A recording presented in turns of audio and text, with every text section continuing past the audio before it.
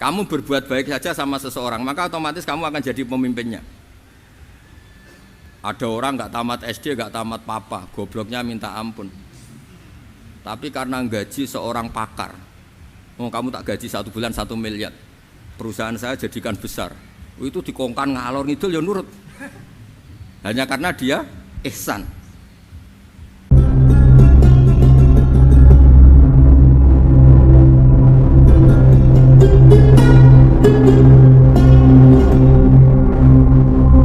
Ya, niki ngaji ilmu dulu, nanti bagian terakhir ijazah.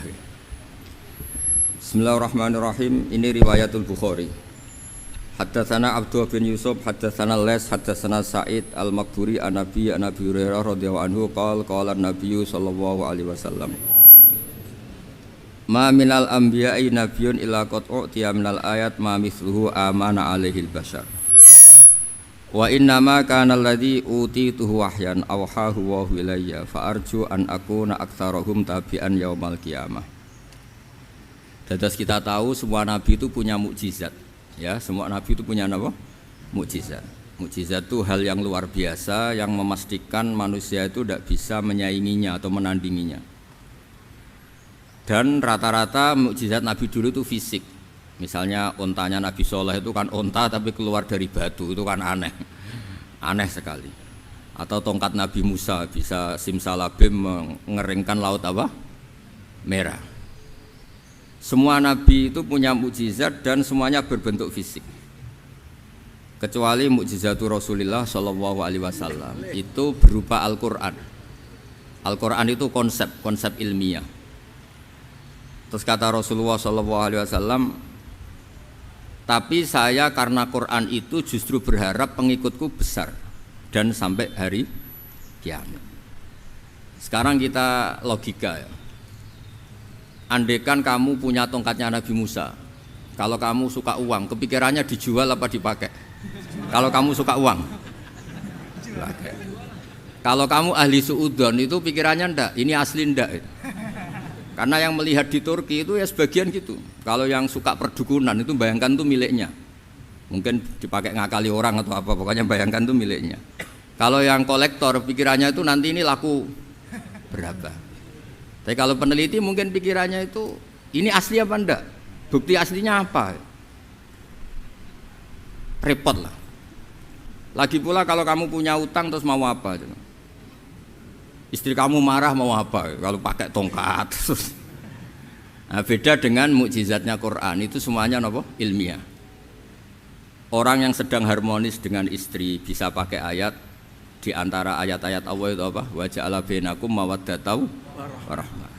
Nanti kalau ditakdir cerai, saya tidak menyarankan cerai. Kalau ditakdir cerai, itu masih dimotivasi sama Allah, wa iyatafarraqa yughnillahu kullam min sa'ati. Jika suami istri itu cerai, jangan-jangan suaminya dapat istri lebih baik, istrinya nanti dapat suami lebih baik. Jadi yang masa lalunya dianggap prahara. Kan banyak orang suaminya meninggal ketika nikah lagi ditanya, kangen sama suami pertama, alhamdulillah ini lebih baik.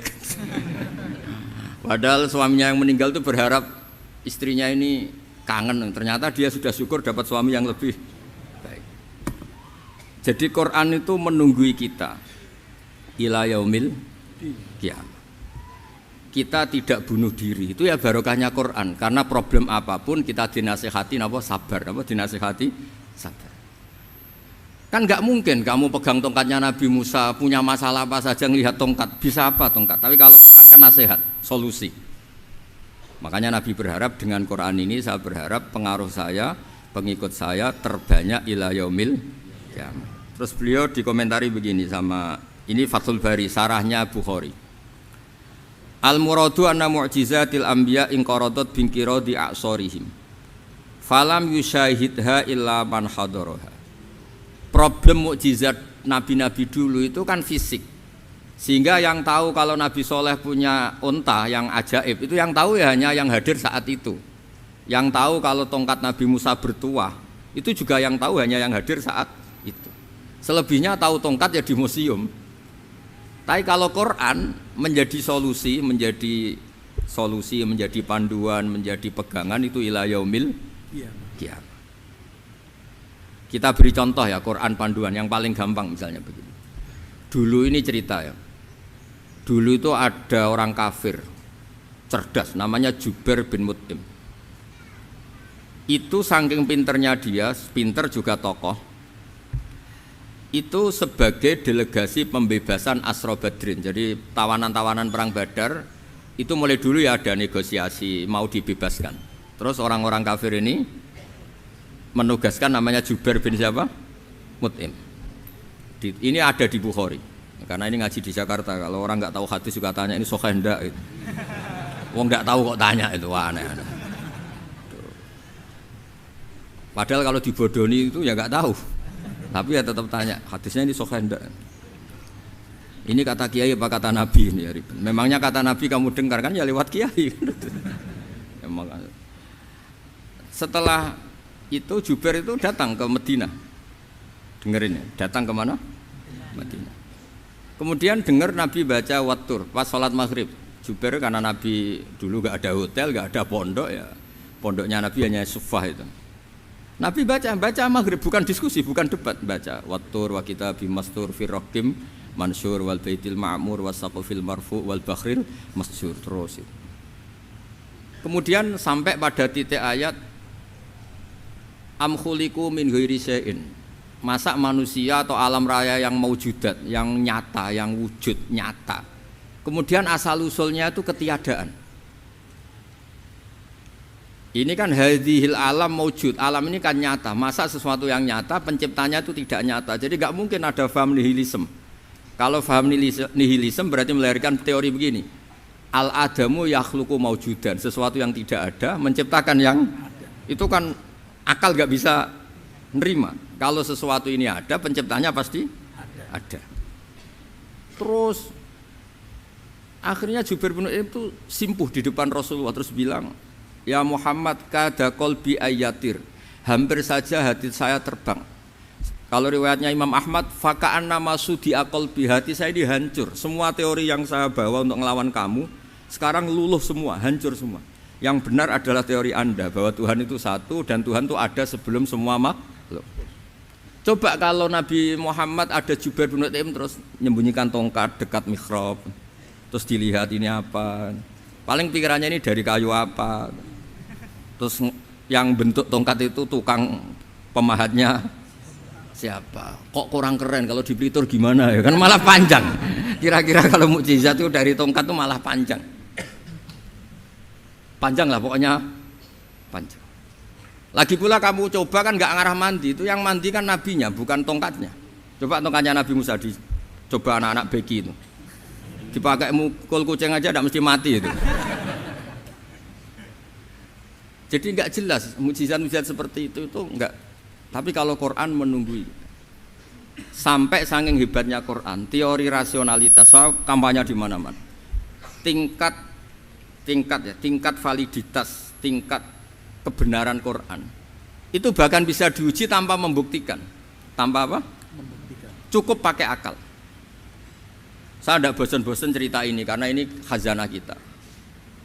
Di kitab Nailul Ma'mul itu, di kitab Usul Fiqih, saya berkali-kali cerita ini karena ini untuk menunjukkan bahwa Quran itu liqaumi ya'qilun, liqaumi yatafakkarun. Ada seorang kiai, seorang ustadz, kiai dulu itu ya memang orang soleh, alim terus jadi kiai. Kalau kiai sekarang tuh macam-macam, nganggur terus ingin jadi kiai, terus daftar gitu. Ada lowongan di yayasan masuk ingin jadi ustadz karena dengar ada gajinya. Dulu tuh ada seperti itu, udah ada. Makanya dulu tuh kalau ustadz kiai pasti soleh karena dia alim terus ingin orang lain tuh mendapat ilmunya. Kalau sekarang nggak ada yayasan sehat, guru gajinya sekian, yang nggak ingin jadi ustadz tuh daftar karena ada gaji. Apalagi ada kabar, ada gaji, ada mes, ada wah yang daftar banyak. Tapi mentalnya ada kiai sebetulnya. Ya kalau sampean tanya itu baik enggak Gus? Ya setengah baik. Ya maksudnya setengah baik ya ada baiknya lah, namanya profesi ngajar itu kan baik. Tapi setengah saja karena motifnya itu nyari gaji, bukan ingin mencerdaskan umatnya Rasulullah SAW. Itu Imam Amudi itu guru matematika. Saya enggak bosan-bosan cerita ini, guru matematika. muridnya sampai takut, ini masuk surga ndak? Kiai kok ndak ngajarin istighosa atau tahlil, malah ngajarin apa? Matematika. Beliau meninggal, terus muridnya tanya, ma fa'alallahu bik, kira-kira gitu. Apa yang dilakukan Allah? Allah nyambut Anda gimana? Terus kata Imam Ahmadi, bagus saya disuruh ngajar malaikat, karena malaikat kan nggak pernah kayak anak beki gini ngaji gini. Malaikat tuh nggak pernah ngaji, dia iman saja karena tahu surga, tahu neraka, terus iman gitu aja. Jadi imannya malaikat tuh nggak keren kita. Imannya loh. Loh itu yang ngendikan Nabi loh, tidak saya. Nabi pernah tanya sama sahabat, iman yang paling keren siapa? Jawabannya sahabat, malaikat. Ya ndak karuan malaikat iman. Dia yang tahu surga neraka, tahu segalanya, masa ada iman? Ya pasti iman lah katanya. Terus ya para sahabat, engkau iman ya wajar kan, menangi saya, nemuin saya. Yang hebat itu orang-orang yang tidak melihat saya, tidak saya didik, tapi tetap iman. Karena dididik akal, ya tadi dididik Quran, apa dididik Quran. Sama siapa? Teks bahasa Arabnya masang. Terus Imam Ahmadi kata Allah, suruh dia ngajarin para malaikat cara menemukan saya. Malaikat dikumpulin, terus Imam Ahmadi disuruh ngajar. Sama singkat kata-katanya Allah di mimpi itu. Istadilla ala wahdaniyati bihadrati malaikati. Tolong ajarkan cara menemukan saya padahal Anda ini manusia yang tidak melihat saya. Anda di Jakarta kan lihatnya gedung-gedung. Paling jadi khayal, terus nikmat lah, Anda ikut punya tapi ikut nikmati. Itu orang desa-desa kalau ke Jakarta itu pokrol. Wah, di Jakarta itu gedungnya tinggi-tinggi, tidak kayak kampung sini. Lu udah ikut punya, ikut bangga. Di Jakarta orangnya cantik-cantik, tidak kayak orang sini. Padahal dia ya tidak dapat orang cantik gitu. Jadi Allah itu saking pinternya, miskin-miskin ya bisa berkhayal dan bahagia. Nah, itu alhamdulillah betul. Akhirnya itu apa ini anak-anak begini saya tak niati ngajar standar anak-anak akademik. Terus pertama yang diajarkan hanya bilang gini, sama siapa teknya itu? Ya malaikat wahai para malaikat. Terus beliau bilang, nisbatus naini wassalasah ila mala nihayata lahu nisbatul far'i ilal asli. Angka itu jumlahnya berapapun, 2, 3 sampai triliunan. Semuanya itu nisbatul far'i ilal asli. Bin nisbat ilal wahid nisbatul far'i ilal asli. Angka 2 ya cabangnya 1, 3 ya cabangnya 1, 1 triliun ya cabangnya 1. Tetap yang asal usul adalah angka 1. Itu nangis semua malaikat. Cara Jawa itu mandekman kue iman kaya imanku. Makanya imannya umatur Rasulullah SAW itu PD-nya, yakinnya kayak imannya malaikat. Kalau Tuhan itu 1. Karena angka agak bisa dimulai kecuali dengan angka 1. Makanya nisbatus naini wassalasah ila ma la nihayata lahu iku nisbatul far'i ilal asli. Semuanya itu nisbatnya cabang ke induk. Berarti semua alam raya ini tetap asal usulnya 1, yaitu qul huwallahu ahad. Nah, itu namanya akal. Umatnya Rasulullah itu ditinggali mukjizat akal lewat panduan Quran, sehingga meskipun kita tidak menangi Rasulullah, tidak menangi sahabat, kita tidak tahu malaikat Jibril, tapi cara iman kita ini tidak kalah keren. Yakin, hakul, yakin. Terus kedua, gambar. Kamu gambar rumah, gambar hewan, gambar apa saja, mesti dimulai 1 titik. Entah gambar kamu bagus, entah jelek, tetap dimulai 1 titik. Nah, titik ini namanya nuqtatul wujud. Semua alam raya dimulai dari 1 titik, yaitu nuqtatil wujud. Makanya Quran dimulai bismillah, dan bismillah itu dipilih sama Allah pakai pertama ba itu ada titik. Itu kata semua ulama. Itu titik itu singkatan dari bi kana makana wa bi yakunu mayakun. Karena saya semuanya ada. Bi itu karena saya. Jadi makanya santri-santri beki tidak usah bayangkan kamu jadi wali terus bisa terbang ke Mekah, tidak usah. Kalau terbang ke Mekah ya sudah umroh aja bayar. Kalau enggak ya maklaran KBH atau apa. Pokoknya cari gratis itu. Ya gratis kan ya. Dapat orang 10 gratis 1. Terus orang enggak umroh-umroh dirayu-rayu supaya umroh. Repot. Itu pelanggaran fikih itu. Kalau orang punya utang itu wajibnya nyaur utang dulu gitu. Wah repot. Saya itu juga sering bingung di kampung-kampung. Gus sama umroh. Kenapa? Dapat gratisan. Minta uang saja buat nyaur utang, enggak boleh Gus. Wah, secara fikih yang wajib itu nyaur utang bukan umroh. Enggak boleh Gus diminta uang, enggak boleh, harus umroh. Udah gitu saya ini bingung Gus mau umroh, enggak nikmati. Kenapa? Disuruh ngajar Gus. repot semua kalau ibadah mergawe ya gini bingung semua. Ya saya mohon anak-anak BK semuanya yang seneng Quran itu harus seneng sampai kayak saya sehingga tahu istidlal mencari Tuhan dengan cara tauhid yang berbasis akal itu sedzahir imannya malaikat. Jika di klasmen iman itu manusia ulul ilmi, kita-kita yang nekuni ilmu itu nomor satu prakteknya. Karena nomor satu itu Allah karuan kan, syahidah Allah kan gak tertandingi, syahidah wa annahu la ilaha illallah, terus wal malaikatu. Malaikat kan karuan karena langsung menyaksikan surga dan ketiga apa? Wa ulul ilmi. Berarti prakteknya kan nomor satu. Kalau kompetitornya semuanya manusia, ulul ilmi nomor berapa? Satu kan? Nah nomor tiga kan dari Allah, malaikat, ulul ilm. Berarti kalau kompetisinya antar manusia nomor berapa? Satu kan? Nah kenapa ulul ilmi di nomor tiga kan tapi dari Allah, malaikat, ulul. Kerennya kayak apa? Karena cara iman ulul ilmi itu enggak ada ragunya sama sekali. Kamu ragu enggak kalau dua itu cabang dari satu, asal-usulnya satu? Enggak pernah kan ragu kan? Semua gambar seruat apapun dimulai dari satu titik, ragu enggak? Enggak kan? Nah imannya umatnya Nabi karena dipandu oleh Quran itu seyakin itu, sehakul yakin itu. Nah itu terus Jubair bin itu jadi iman. Am khuliqu min ghairi syai'in am humul khaliq. Terus kata Allah lagi, kalau kamu tidak percaya saya yang bikin langit bumi ya gampang dong. Kamu saja yang ngomong kalau kamu yang bikin. Paling orang sepakat kamu stres. Terus hanya ayat gitu, am khalaqus samawati wal ard.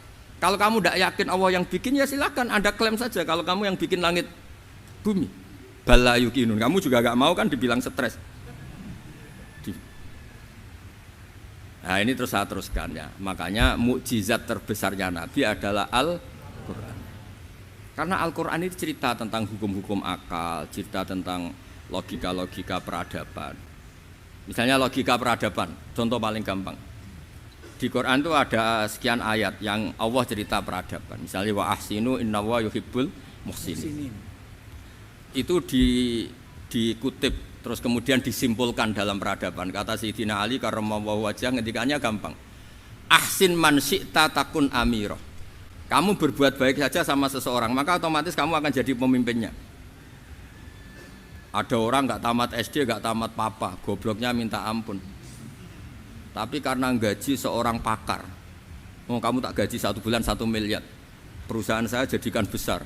Itu terus wastaghni amman syi'ta takun nadhira. Saya ulang lagi. Wastaghni amman syi'ta takun nadhira. Dan kamu jangan butuh orang lain, siapapun dia, maka kamu akan setara. Misalnya ada menteri orang antri mau salim, tapi kamu tidak butuh kan tenang saja. Tapi kalau kamu butuh, habis kamu. Ya kan, kamu tidak butuh seseorang maka kamu posisinya akan setara. Kamu harus sopan karena punya utang jasa. Kalau nggak punya apa-apa kan setara. Ya enggak? Misalnya kamu jajar rektor atau jajar menteri, jajar apa saja. Kalau kamu tidak punya utang kan, kamu jajar menteri tidak punya utang. Sama jajar satpam tapi punya utang, takut mana?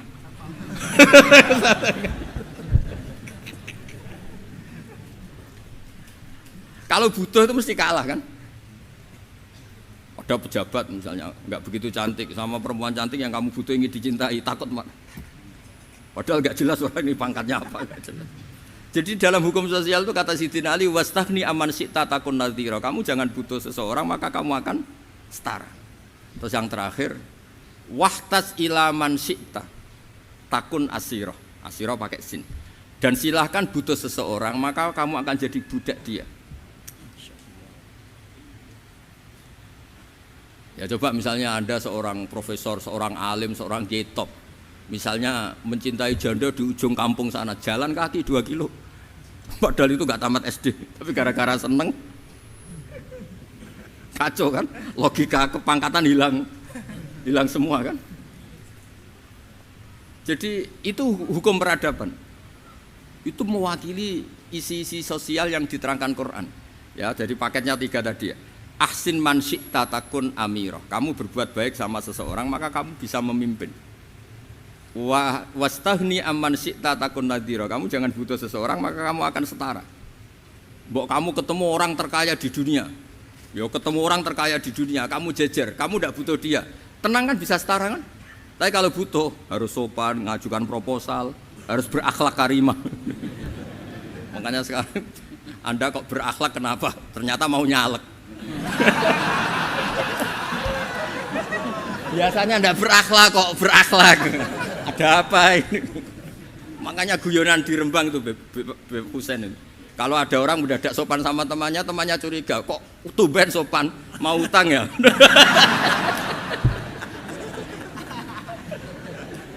Zaman akhir itu kacau.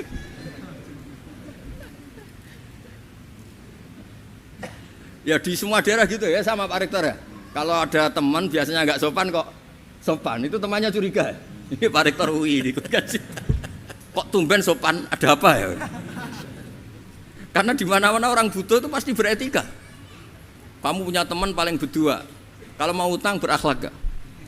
Atau misalnya kamu punya adik cantik terus punya teman berdua, kalau cinta adik kamu berakhlak gak? Biasanya nggak sama sekali nggak berakhlak. Gara-gara butuh menjadi berakhlak. Ya jadi hukum sosial itu ya kuncinya 3 tadi. Ahsin man syi'ta takun amira. Wastaghni amman syi'ta takun nadhira. Terus wahtas ila man syi'ta takun asira. Kalau kamu butuh seseorang pasti kamu dibikin hina. Asir itu tawanan. Nah, Quran itu bicara sosial itu lengkap. Dan itu yang nunggui kita. Kita punya tetangga yang kurang baik, ya seneng. Punya tetangga baik, ya seneng. Kata Imam Syafi'i, saya berkali-kali cerita. Kok seneng semua Imam Syafi'i? Ya bagus lah, kalau yang seneng saya enak lah, dijak jagongan, dijak ngopi enak. Yang enggak seneng saya, gak ngarah utang. Uang itu nak, kamu punya tetangga gak seneng kamu, aman kan? Aman. Gak akan pinjem uang kan, pinjem mobil, uang gak seneng kok. Makanya Imam Syafi'i itu kalau ngedikan luar Syafi'i, diceritain orang, ya Aba Abdillah bagiannya, ya Aba Abdillah orang itu gak seneng kau, bagus lah. Loh kenapa bagus? Waman asa'a ilaika faqad atlaqaka. Orang yang enggak seneng kamu maka membebaskan kamu. Enggak akan pinjam uang, pinjam mobil, enggak akan ganggu waktu kamu, kan enggak seneng. Justru yang seneng-senengi masalah pinjam terus. Imam Syafi'i itu orang yang anggap dunia itu selesai. Ada yang cerita, ya Aba Abdillah, orang yang tadi cium tangan engkau, yang hormat engkau, di luar maki-maki engkau, ngerasain engkau, ngata-ngatain engkau. Ya bagus lah. Kok bagus gimana? Berarti saya wibawa, depan saya tidak berani ya. Berarti saya wibawa, di depan saya tidak berani. Berarti itu makomnya sudah kulillah sumadarhum fi khawdihim yal'abun. Sudah dunia itu selesai, sudah agak penting semua. Nah, itu kalau kamu anak-anak beki ahli Quran sudah ayatnya kulillah sumadarhum fi khawdihim yal'abun. Sudah lihat Allah saja agak penting, makhluk-makhluk itu dah makhluk semua agak penting, sepenting Allah. Nah kita ini ditunggoni mukjizat seperti itu. Bayangkan misalnya kita ditunggoni tongkatnya Nabi Musa. Saya ngajar di sini terus ini tongkat. Terus nanti yang tanya, Gus itu kayu apa Gus? Nanti yang kolektor tanya itu harganya berapa Gus? Ruwet apa? Terus yang ahli suudon itu asli gak Gus? Wah. Yang ahli suudon kan mesti tanyanya gitu, itu asli enggak Gus? Repot-repot pokoknya. Tapi kalau Quran kan jelas, kenapa? Jelas. Ya terus saya teruskan. Fala yamurru terus al murad anna mu'jizatil anbiya in qaradat bi qidari a'sam wa mu'jizatul Quran mustamirratun ila yaumil qiyamah. Wa kharquhu lil adat fi uslubihi wa balaghatihi wa ikhbarihi bil mawhibat. Terus kata ini yang ngarang Fathul Bari sarahnya Imam Bukhari. Fala yamurru asrun minal a'sar illa wa yadharu fihi syai'un mimma akhbaru bi annahu sayakun yadullu ala sihhati da'wahu wa hadza aqwal muhtamilat wa takmiluhu fil ladzi ba'da wa qilani ya anal al makna anal mu'jizat al madiyah kanat khissiyatan tusyahadu bil absar kana qati sholeh wa asa Musa. Mukjizatnya nabi-nabi dulu itu hanya penyembuh, hanya pelengkap, hanya nuruti keinginan mata. Seperti dahsyatnya apa? Laut Merah di sebelah apa dipukul sama tongkatnya Nabi siapa? Itu semuanya itu hanya memanjakan mata. Urusan mata. Terus wow itu. Tapi kalau mukjizatnya Nabi Muhammad itu berdasar akal. Maksudnya berdasar akal nih dengerin ya. Dengerin betul. Ketika Laut Merah terus tersibak kan wow itu keren kan? Terus kita bilang menyimpulkan, wah kita tidak akan mampu. Itu bodoh sekali kesimpulan kita tidak akan mampu. Meskipun bikin nyamuk Anda juga tidak mampu. Loh untuk memutuskan tidak mampu saja kok sampai pertunjukan seperti itu tuh laopo, cek goblok gitu. Nah kalau kita karena umat yang pinter untuk memaksa kita nggak mampu, Allah bilang innallaha la yastahi ayadriba mathalam ma ba'ud. Kita melihat nyamuk langsung berkesimpulan tidak mampu. Saya berkali-kali cerita nyamuk itu sudah kecil, masih punya urat, uratnya kayak apa? Masih punya kuman, kumannya seberapa? Ya enggak? Nyamuk itu kecil, punya organ tubuhnya punya urat. Itu kalau kamu pinter, antara tongkatnya Nabi Musa menyibak Laut Merah sama nyamuk itu sama-sama berkesimpulan melahirkan satu faham bahwa kita tidak. Loh untuk memaksa tidak mampu saja kok nunjuk pertunjukan ada onta keluar dari batu Nakotu Soleh, ada tongkat yang bisa mengeringkan Laut Merah. Cik goblok ya. Lah kita alhamdulillah tidak jenis goblok yang seperti ini. Untuk ikrar bahwa Allah itu hebat ala kulli syai'in cukup lihat nyamuk, kagum kan? Sudah tidak usah bikin hidup. Saya berkali-kali mencontohkan. Para pemahat tak suruh bikin patung gajah itu mampu. Tak suruh bikin patung nyamuk kalau bisa. Nyari materi dari apa coba? Gampang mana bikin patung gajah sampai patung nyamuk? Gajah, makanya Allah bikinnya contoh itu untuk ijaz itu pakai nyamuk bukan pakai gajah. Itu kalau ustadz-ustadz yang agak jorok malah contohnya nyamuk Gus. Itu kecil. Itu kayak apa? Di dalamnya dia hamil. Itu anaknya kecil lagi, telurnya kecil lagi, itu gimana itu cara bikin itu? Makanya di sini ini ada kitab Itqan, itu komentarnya itu lucu. Ini kitab Al-Itqan karangannya Imam Suyuti. Ini persis komentar saya tadi yang kata Imam Suyuti, pengarang kitab Itqan. Wa ya imma khissiyah wa imma aqliyah. Jadi mukjizat itu ada yang fisik, bisa dilihat indra, panca indra, bisa dilihat akal. Wa aktsaru mu'jizati Bani Israil kanat khissiyah li baladatihim. Bilada itu goblok, wakil lati basairihim. Dasar wong goblok. Mukjizat kok ngenteni sing wow. Maksudnya dasar wong untuk ngakui Allah hebat saja kok nunggu halal yang seperti itu gitu. Paham gitu? Mergo likil lati napa aklihim. Wa aksaru mu'jizati hadil ummah aqliyatun li farati dzakaihim wa kamali afwahihim. Dan mukjizatnya umat ini semuanya berdasar akal karena sudah cerdas. Jadi andaikan kita melihat tongkatnya Nabi Musa menyibak Laut Merah dengan melihat nyamuk, kesimpulan kita sama-sama wow, sama-sama keren, sama-sama memastikan kita tidak mampu. Makanya terus Quran menerangkan kita wa ma min dabatin fil ardi wala ta'iri yatiru bi janahihi illa umamun amsalukum. Jadi keseharian kita lihat burung kok terbang. Itu sudah ayatun min ayatillah. Paham nggih? Dados niki kudu bangga ditunggoni napa Quran, nggih ditunggoni napa Quran. Wa mu'jizatul Quran tusyahadu bil basirah fayakunu mayatabi'u li ajlihi aksar. Terus li annal ladzi yusyahadu bi ainir ra'si yang qaridu bingkiradi musyahidi. Sesuatu yang tampilan dahsyatnya itu disaksikan mata, maka itu bisa habis. Era tongkat Nabi Musa seperti itu habis enggak? Bisa mengeringkan Laut Merah, habis kan? Tapi era mukjizatnya Quran ila yaumil qiyamah. Ya contoh sosial, saya kembali lagi ke sosial. Kamu punya teman awet atau punya istri awet, itu konsepnya ya wal kadhiminal ghaidh, agak gampang tersinggung. Coba kalau kamu setiap tersinggung putus, setiap tersinggung habis, kamu tidak punya teman, tidak punya istri. Sampai kita awet seperti ini, kalau kecewa ya wal kadhiminal ghaidh, ngempet. Termasuk saya ini biasanya ngaji khusus terus baca gini ya kecewa. Tapi barokahnya diwarai Quran wal kadhiminal ghaidh, ngempet Gus, ngempet. Terus kecewa sama teman, kok kenapa tidak putus? Karena wal afina aninna, sudah kalau kecewa maafkan. Coba kalau kita kecewa presiden demo, kecewa menteri demo, kecewa orang tua minggat, ya kalau dicari, kalau tidak kan malu. Saya itu punya teman tak tanya, kecewa Gus sama bapak itu, kenapa tidak minggat? Malu. Kenapa malu? Takut gak dicari. Itu orang tuh paling malu itu kalau keluar dari rumah nggak dicari.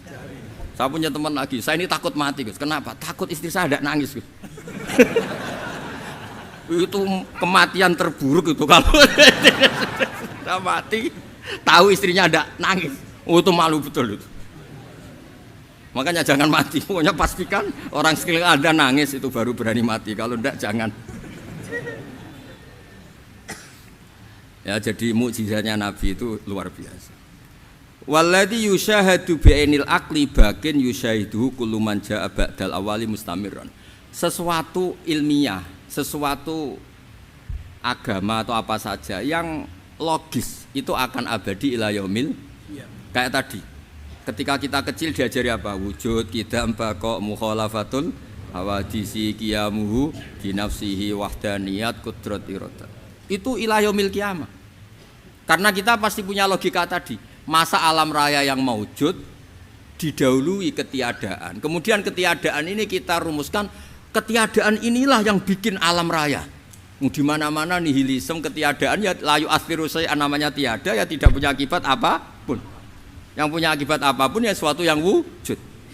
Loh itu kan ila yaumil qiyamah, sampai kapanpun teori itu akan nunggui kita ila yaumil qiyamah. Tapi kalau tongkat Nabi Musa ketika kita tidak melihat kan punya alasan tidak ngandel, Musa tidak tahu. Tapi kalau kamu seperti ini, orang paling mulhid sekalipun, paling ateis sekalipun terus ditanya, bisa enggak Anda mulai angka di luar angka 1? Tidak bisa kan? Makanya benar Imam Amudi tadi ketika diminta Allah istadilla ala wahdaniyati bi hadrati malaikati, tolong ajarkan kenapa manusia begitu yakin kalau saya ini satu padahal mereka tidak melihat saya. Terus beliau ngendikan apa? Nisbatus naini wassalasa ilal wahid nisbatul far'i ilal asli. Angka 2, 3 sampai enggak terbatas, semuanya dibanding angka 1 itu nisbatul far'i ilal asli. Semuanya itu cabang dari angka 1. Itu mbok siapapun enggak usah ditunggoni nabi, enggak usah ditunggoni wali. Logikanya akan seperti itu. Itu yang dimaksud apa? Walladzi yusyahadu bainil aqli bakin yusyahidu kul man ja'a badal awal mustamir. Ya ini masih ada waktu seperempat, ini ijazah. Kalau ijazah enggak boleh tanya, ijazah ini. Dan itu yang fotokopi lebih besar itu ijazah. Mukjizat itu hal yang luar biasa yang memastikan manusia itu tidak bisa menyainginya atau menandinginya. Dan rata-rata mukjizat Nabi dulu itu fisik. Misalnya ontanya Nabi Soleh itu kan onta tapi keluar dari batu, itu kan aneh. Aneh sekali. Atau tongkat Nabi Musa bisa simsalabim mengeringkan laut apa? Merah. Semua Nabi itu punya mukjizat dan semuanya berbentuk fisik. Kecuali mukjizatul Rasulullah Shallallahu Alaihi Wasallam itu berupa Al-Quran. Al-Quran itu konsep ilmiah. Terus kata Rasulullah Shallallahu Alaihi Wasallam, tapi saya karena Quran itu justru berharap pengikutku besar dan sampai hari kiamat. Sekarang kita logika ya. Andaikan kamu punya tongkatnya Nabi Musa, kalau kamu suka uang, kepikirannya dijual apa dipakai? Kalau kamu suka uang, dipakai. Kalau kamu ahli suudon itu pikirannya ndak, ini asli ndak. Karena yang melihat di Turki itu ya sebagian gitu. Kalau yang suka perdukunan itu bayangkan tuh miliknya. Mungkin dipakai ngakali orang atau apa, pokoknya bayangkan tuh miliknya. Kalau yang kolektor pikirannya itu nanti ini laku berapa. Tapi kalau peneliti mungkin pikirannya itu ini asli apa enggak? Bukti aslinya apa? Repot lah. Lagi pula kalau kamu punya utang terus mau apa? Istri kamu marah mau apa? Kalau pakai tongkat. Nah, beda dengan mukjizatnya Quran itu semuanya apa? Ilmiah. Orang yang sedang harmonis dengan istri bisa pakai ayat di antara ayat-ayat Allah itu apa? Wa ja'ala bainakum mawaddatan warahmah. Nanti kalau ditakdir cerai, saya tidak menyarankan cerai. Kalau ditakdir cerai, itu masih dimotivasi sama Allah wa iyyatafarraqa yughnillahu kullam min sa'ati. Jika suami istri itu cerai, jangan-jangan suaminya dapat istri lebih baik, istrinya nanti dapat suami lebih baik. Jadi yang masa lalunya dianggap prahara. Kan banyak orang suaminya meninggal ketika nikah lagi ditanya, kangen sama suami pertama, alhamdulillah ini lebih baik. Padahal suaminya yang meninggal itu berharap istrinya ini kangen, ternyata dia sudah syukur dapat suami yang lebih baik. Jadi Quran itu menunggui kita ila yaumil qiyamah. Kita tidak bunuh diri, itu ya barokahnya Quran. Karena problem apapun kita dinasihati apa sabar, apa dinasihati sabar. Kan nggak mungkin kamu pegang tongkatnya Nabi Musa, punya masalah apa saja ngelihat tongkat, bisa apa tongkat. Tapi kalau Quran kan nasihat, solusi. Makanya Nabi berharap dengan Quran ini, saya berharap pengaruh saya, pengikut saya terbanyak ila yaumil qiyamah. Terus beliau dikomentari begini sama, ini Fathul Bari, sarahnya Bukhari. Al-muradu anna mu'jizatil anbiya inqaradat binqiradi a'sorihim falam yusyahidha illa man hadaraha. Problem mukjizat nabi-nabi dulu itu kan fisik, sehingga yang tahu kalau Nabi Soleh punya unta yang ajaib itu yang tahu ya hanya yang hadir saat itu. Yang tahu kalau tongkat Nabi Musa bertuah itu juga yang tahu hanya yang hadir saat itu. Selebihnya tahu tongkat ya di museum. Tapi kalau Quran menjadi solusi, menjadi panduan, menjadi pegangan itu ila yaumil qiyamah. Kita beri contoh ya, Quran panduan yang paling gampang misalnya begini. Dulu ini cerita ya. Dulu itu ada orang kafir cerdas namanya Jubair bin Mut'im. Itu saking pinternya dia, pinter juga tokoh. Itu sebagai delegasi pembebasan Asra Badrin. Jadi tawanan-tawanan perang Badar itu mulai dulu ya ada negosiasi mau dibebaskan. Terus orang-orang kafir ini menugaskan namanya Jubair bin siapa? Mut'im. Ini ada di Bukhari. Karena ini ngaji di Jakarta. Kalau orang nggak tahu hadis juga tanya ini sahih ndak itu. Wong nggak tahu kok tanya itu aneh-aneh. Padahal kalau dibodohi itu ya nggak tahu. Tapi ya tetap tanya, hadisnya ini sahih enggak? Ini kata kiai apa kata nabi ini ya ribet. Memangnya kata nabi kamu dengar kan ya lewat kiai. Emang. Setelah itu Jubair itu datang ke Madinah. Dengerin ya, datang ke mana? Madinah. Kemudian dengar Nabi baca Wattur pas sholat maghrib. Jubair karena Nabi dulu gak ada hotel, gak ada pondok ya. Pondoknya Nabi hanya sufah itu. Nabi baca maghrib, bukan diskusi, bukan debat, baca Wattur wa kitabi mastur fi raqim mansur wal baitil ma'mur was saqfil marfu wal bakhril masjur terus. Kemudian sampai pada titik ayat am khuliqu min ghairi syai'in. Masa manusia atau alam raya yang maujudat, yang nyata, yang wujud nyata. Kemudian asal usulnya itu ketiadaan. Ini kan hadhil alam maujud, alam ini kan nyata. Masa sesuatu yang nyata penciptanya itu tidak nyata. Jadi nggak mungkin ada faham nihilisme. Kalau faham nihilisme berarti melahirkan teori begini. Al adamu yakhluqu maujudan, sesuatu yang tidak ada menciptakan yang itu kan akal nggak bisa nerima. Kalau sesuatu ini ada, penciptanya pasti ada. Terus akhirnya Jubair bin Mut'im itu simpuh di depan Rasulullah terus bilang, ya Muhammad kada qalbi ayatir, hampir saja hati saya terbang. Kalau riwayatnya Imam Ahmad, faka'anna masudi qalbi, hati saya dihancur. Semua teori yang saya bawa untuk ngelawan kamu sekarang luluh semua, hancur semua. Yang benar adalah teori Anda bahwa Tuhan itu satu dan Tuhan itu ada sebelum semua makhluk. Coba kalau Nabi Muhammad ada Jubair bin Mut'im terus menyembunyikan tongkat dekat mihrab, terus dilihat ini apa, paling pikirannya ini dari kayu apa. Terus yang bentuk tongkat itu tukang pemahatnya siapa? Kok kurang keren, kalau di Blitur gimana ya? Kan malah panjang. Kira-kira kalau mukjizat itu dari tongkat itu malah panjang. Panjang lah pokoknya, panjang. Lagi pula kamu coba kan nggak ngarah mandi, itu yang mandi kan nabinya bukan tongkatnya. Coba tongkatnya Nabi Musa dicoba anak-anak beki itu, dipakai mukul kucing aja tidak mesti mati itu. Jadi nggak jelas mukjizat-mukjizat seperti itu nggak. Tapi kalau Quran menunggui, sampai saking hebatnya Quran, teori rasionalitas, soal kampanye di mana-mana, tingkat validitas, tingkat kebenaran Quran itu bahkan bisa diuji tanpa membuktikan, tanpa apa? Membuktikan. Cukup pakai akal. Saya tidak bosan-bosan cerita ini karena ini khazanah kita. Di kitab Nailul Ma'mul itu, di kitab Usul Fiqih, saya berkali-kali cerita ini karena ini untuk menunjukkan bahwa Quran itu liqaumi ya'qilun, liqaumi yatafakkarun.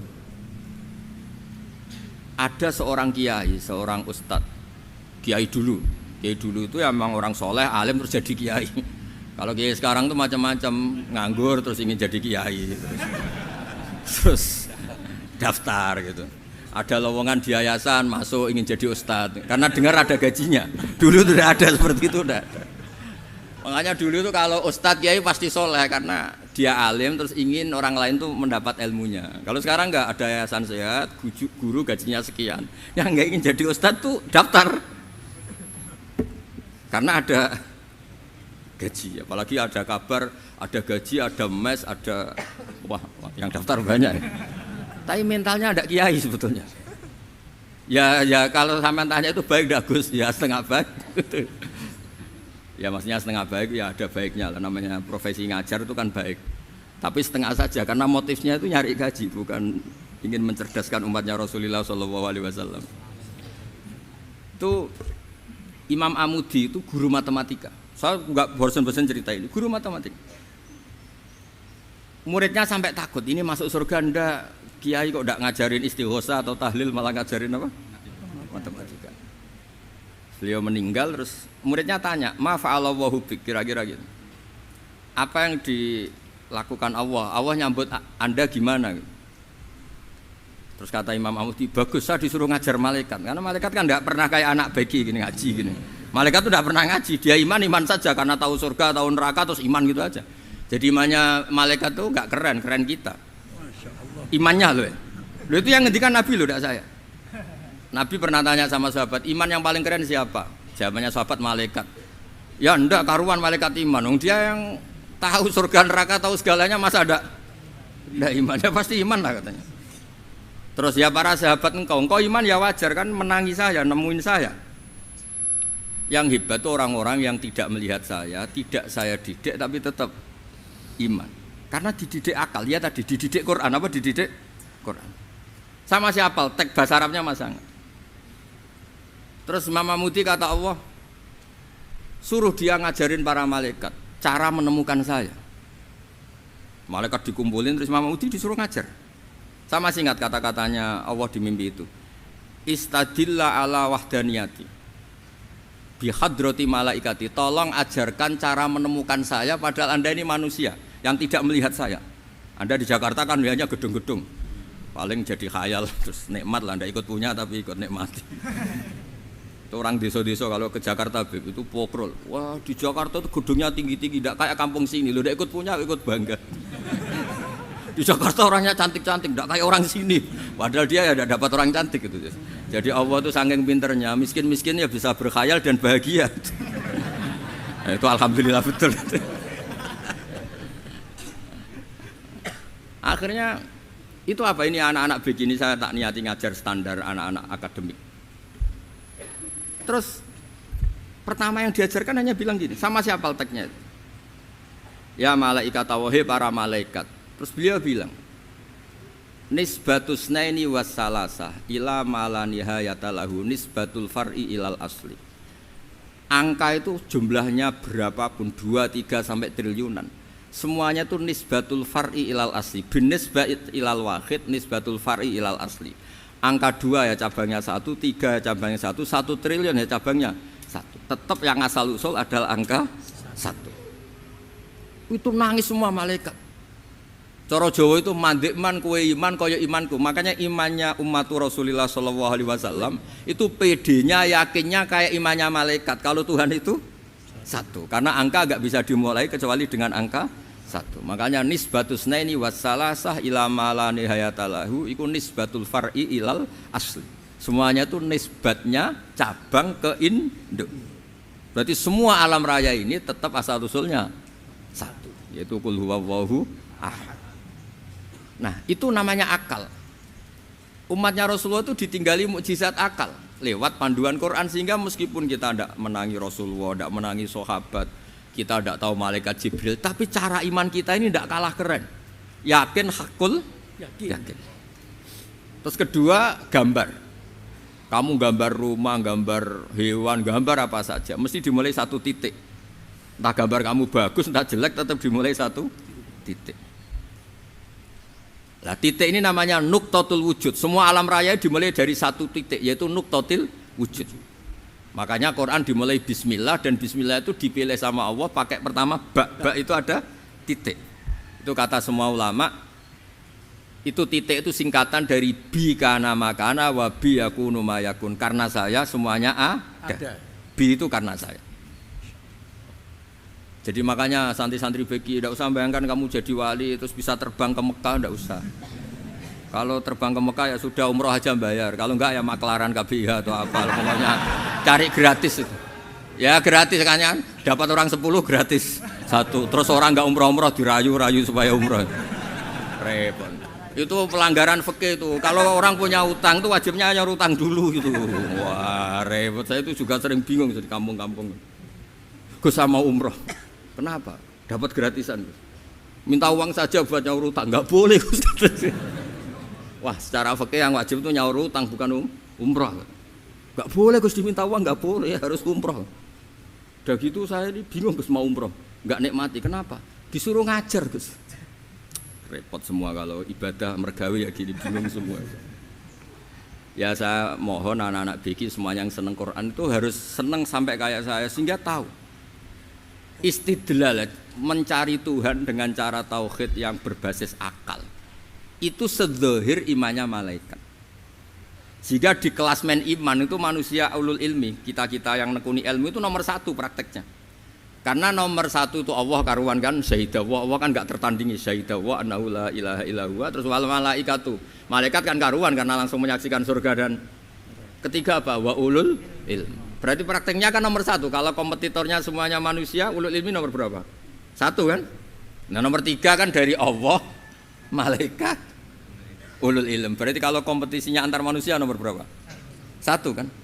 Nah kenapa ulul ilmi di nomor 3 kan tapi dari Allah, malaikat, ulul. Kerennya kayak apa? Karena cara iman ulul ilmi itu enggak ada ragunya sama sekali. Kamu ragu enggak kalau 2 itu cabang dari 1, asal-usulnya 1? Enggak pernah kan ragu kan? Semua gambar seruat apapun dimulai dari 1 titik, ragu enggak? Enggak kan? Nah imannya umatnya Nabi karena dipandu oleh Quran itu seyakin itu, sehakul yakin itu. Nah itu terus Jubair bin itu jadi iman. Am khuliqu min ghairi syai'in am humul khaliq. Terus kata Allah lagi, kalau kamu tidak percaya saya yang bikin langit bumi ya gampang dong, kamu saja yang ngomong kalau kamu yang bikin. Paling orang sepakat kamu stres. Terus hanya ayat gitu, am khalaqus samawati wal ard. Kalau kamu tidak yakin Allah yang bikin ya silahkan Anda klaim saja kalau kamu yang bikin langit bumi. Bala yuqinun. Kamu juga gak mau kan dibilang stres. Nah ini terus saya teruskan ya. Makanya mukjizat terbesarnya Nabi adalah Al-Quran. Karena Al-Quran itu cerita tentang hukum-hukum akal, cerita tentang logika-logika peradaban. Misalnya logika peradaban, contoh paling gampang. Di Quran itu ada sekian ayat yang Allah cerita peradaban. Misalnya wa ahsinu innallaha yuhibbul muhsinin.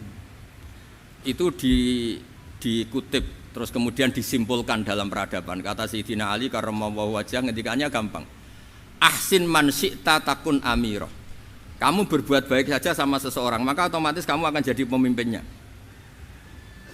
Ada orang nggak tamat SD, nggak tamat papa, gobloknya minta ampun.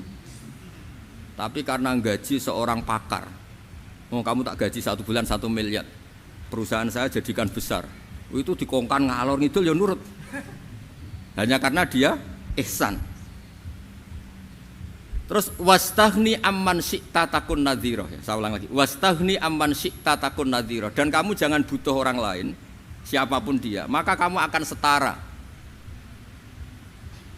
Misalnya ada menteri orang antri mau salim, tapi kamu tidak butuh kan tenang saja. Tapi kalau kamu butuh, habis kamu. Ya kan, kamu tidak butuh seseorang maka kamu posisinya akan setara. Kamu harus sopan karena punya utang jasa. Kalau nggak punya apa-apa kan setara. Ya enggak. Misalnya kamu jajar rektor atau jajar menteri, jajar apa saja. Kalau kamu tidak punya utang kan, kamu jajar menteri tidak punya utang, sama jajar satpam tapi punya utang, takut mana?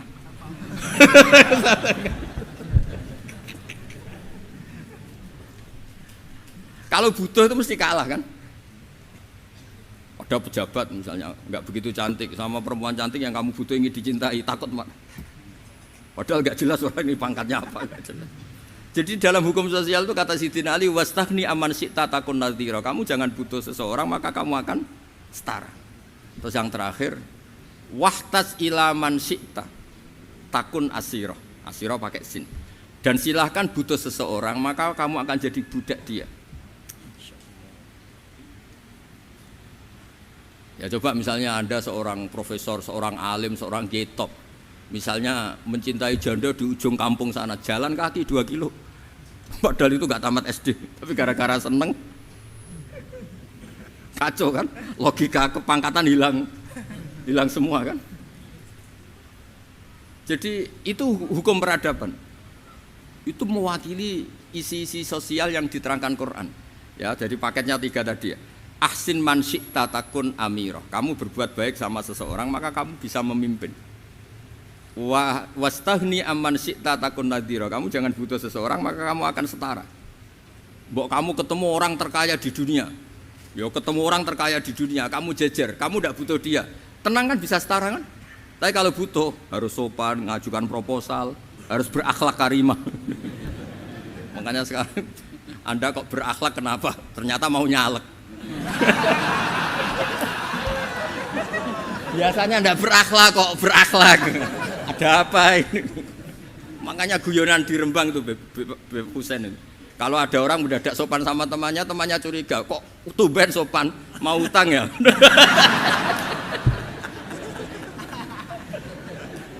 Zaman akhir itu kacau.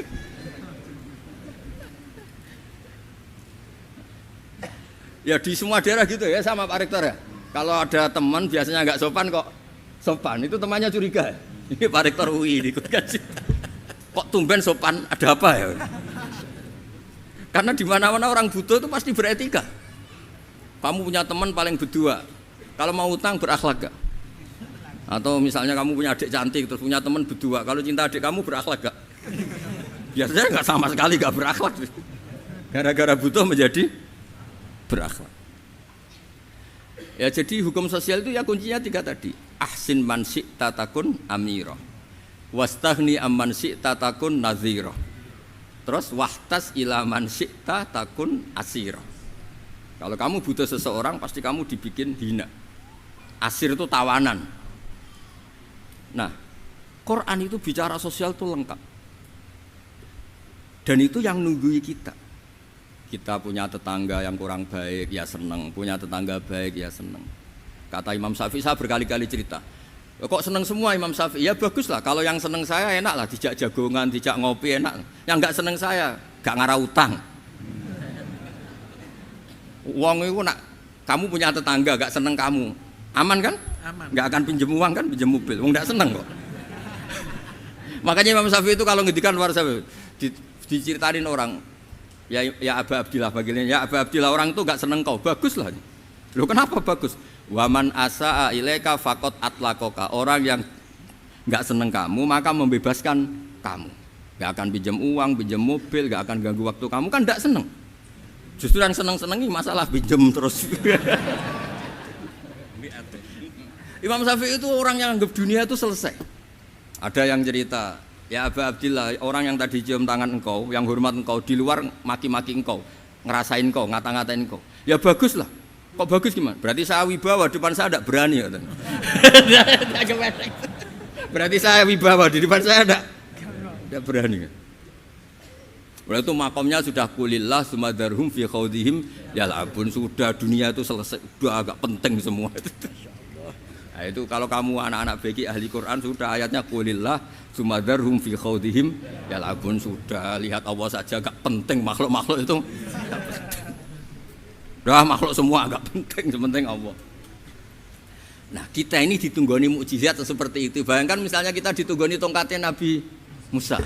Saya ngajar di sini terus ini tongkat. Terus nanti yang tanya, Gus itu kayu apa Gus?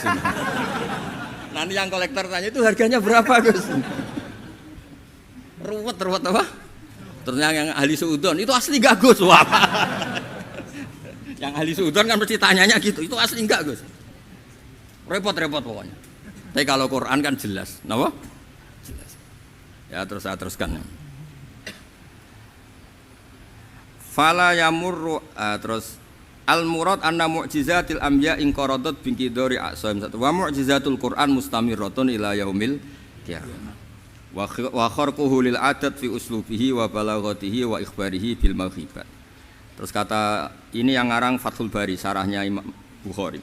Fala yamurru asrun minal aqsar illa wa yadharu fihi syai'un mimma akhbara bi annahu sayakun yadullu ala sihhati da'wahu. Wa hadza aqwal muhtamilat wa takmiluhu fil ladzi ba'da wa qilani ya anal al makna anal mukjizat al madiyah kanat khissiyatan tusyahadu bil absar kana qati sholeh wa asa Musa. Mukjizatnya nabi-nabi dulu itu hanya penyembuh, hanya pelengkap, hanya nuruti keinginan mata. Seperti dahsyatnya apa? Laut Merah diseblak apa dipukul sama tongkatnya Nabi siapa? Itu semuanya itu hanya memanjakan mata. Urusan mata. Terus wow itu. Tapi kalau mukjizatnya Nabi Muhammad itu berdasar akal. Maksudnya berdasar akal nih dengerin ya. Dengerin betul. Ketika Laut Merah terus tersibak kan wow itu keren kan? Terus kita bilang menyimpulkan, wah kita tidak akan mampu. Itu bodoh sekali kesimpulan kita tidak akan mampu. Meskipun bikin nyamuk Anda juga tidak mampu. Loh untuk memutuskan tidak mampu saja kok sampai pertunjukan seperti itu tuh laopo, cek goblok gitu. Nah kalau kita karena umat yang pinter untuk memaksa kita nggak mampu, Allah bilang innallaha la yastahi ayadriba mathalam ma ba'udah. Kita melihat nyamuk langsung berkesimpulan tidak mampu. Saya berkali-kali cerita nyamuk itu sudah kecil, masih punya urat, uratnya kayak apa? Masih punya kuman, kumannya seberapa? Ya enggak, nyamuk itu kecil, punya organ tubuhnya punya urat. Itu kalau kamu pinter, antara tongkatnya Nabi Musa menyibak Laut Merah sama nyamuk itu sama-sama berkesimpulan melahirkan satu faham bahwa kita tidak mampu. Loh untuk memaksa tidak mampu saja kok menuju pertunjukan ada onta keluar dari batu, Naqatu Sholeh, ada tongkat yang bisa mengeringkan Laut Merah. Cik goblok ya. Lah kita alhamdulillah tidak jenis goblok yang seperti ini. Untuk ikrar bahwa Allah itu hebat ala kulli syai'in cukup lihat nyamuk, kagum kan?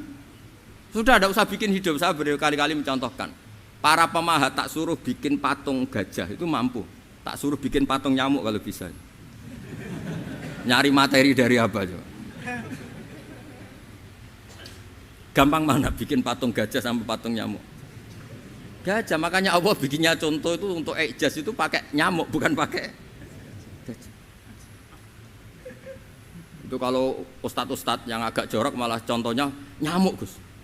Itu kecil. Itu kayak apa? Di dalamnya dia hamil kan? Itu anaknya kecil lagi, telurnya kecil lagi itu gimana itu cara bikin itu? Makanya di sini ini ada kitab Itqan, itu komentarnya itu lucu. Ini kitab Al-Itqan karangannya Imam Suyuti.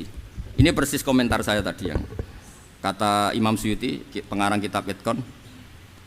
Wa ya imma khissiyah wa imma aqliyah. Jadi mukjizat itu ada yang fisik, bisa dilihat indra, panca indra, bisa dilihat akal.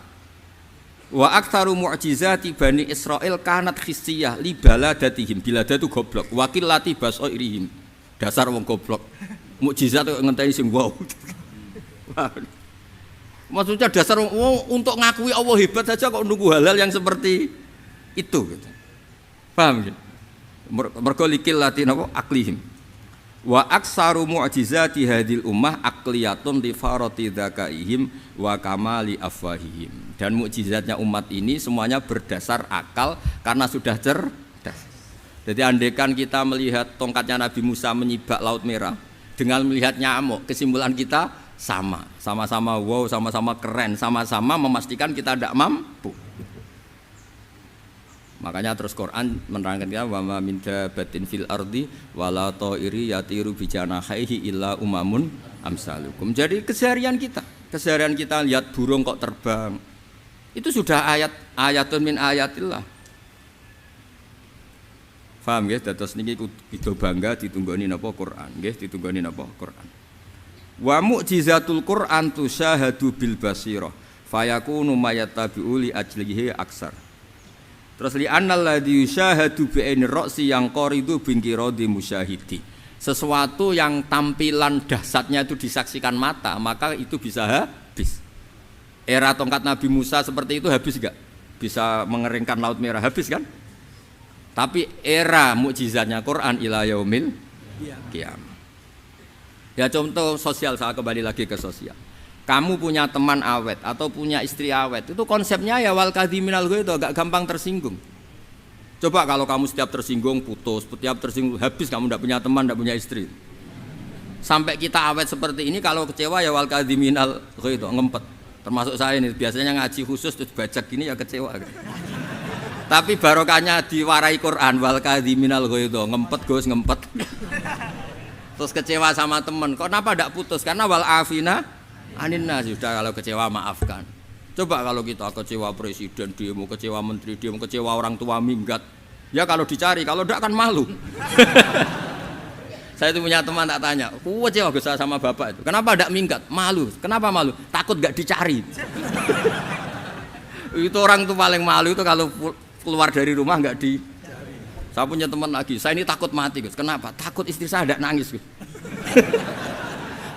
Itu kematian terburuk itu kalau sudah mati, tahu istrinya tidak nangis. Oh itu malu betul itu. Makanya jangan mati. Pokoknya pastikan orang sekeliling Anda nangis itu baru berani mati. Kalau tidak jangan. Ya jadi mukjizatnya Nabi itu luar biasa. Walladzi yusyahadu bi'ainil aqli bakin yusyahiduhu kullu man jaa ba'dal awali mustamirran. Sesuatu ilmiah, sesuatu agama atau apa saja yang logis itu akan abadi ila yaumil. Kayak tadi, ketika kita kecil diajari apa? Wujud, qidam, baqa, mukhalafatul hawadisi, qiyamuhu binafsihi, wahdaniyat, qudrat, iradah. Itu ila yaumil qiyamah. Karena kita pasti punya logika tadi. Masa alam raya yang maujud didahului ketiadaan. Kemudian ketiadaan ini kita rumuskan, ketiadaan inilah yang bikin alam raya. Di mana-mana nihilisme, ketiadaan ya layu asfiru say'an, namanya tiada ya tidak punya akibat apapun. Yang punya akibat apapun ya sesuatu yang wujud. Loh itu kan ila yaumil qiyamah, sampai kapanpun teori itu akan nunggui kita ila yaumil. Tapi kalau tongkat Nabi Musa ketika kita tidak melihat kan punya alasan tidak ngandel, Musa tidak tahu. Tapi kalau kamu seperti ini, orang paling mulhid sekalipun, paling ateis sekalipun, terus ditanya, bisa enggak Anda mulai angka di luar angka 1? Tidak bisa kan? Makanya benar Imam Amudi tadi ketika diminta Allah, istadilla ala wahdaniyati bi hadrati malaikati, tolong ajarkan kenapa manusia begitu yakin kalau saya ini satu, padahal mereka tidak melihat saya. Terus beliau ngendikan apa? Nisbatus naini wassalasa ilal wahid nisbatul far'i ilal asli. Angka 2, 3 sampai enggak terbatas, semuanya dibanding angka 1 itu nisbatul far'i ilal asli. Semuanya itu cabang dari angka 1. Itu mbok siapapun enggak usah ditunggoni nabi, enggak usah ditunggoni wali. Logikanya akan seperti itu. Itu yang dimaksud apa? Walladzi yusyahadu bainil aqli bakin yusyahidu kul man ja'a badal awal mustamir. Ya ini masih ada waktu seperempat, ini ijazah. Kalau ijazah enggak boleh tanya, ijazah ini. Dan itu yang fotokopi lebih besar itu ijazah. Nggih, ngoten mawon. Assalamualaikum warahmatullahi wabarakatuh.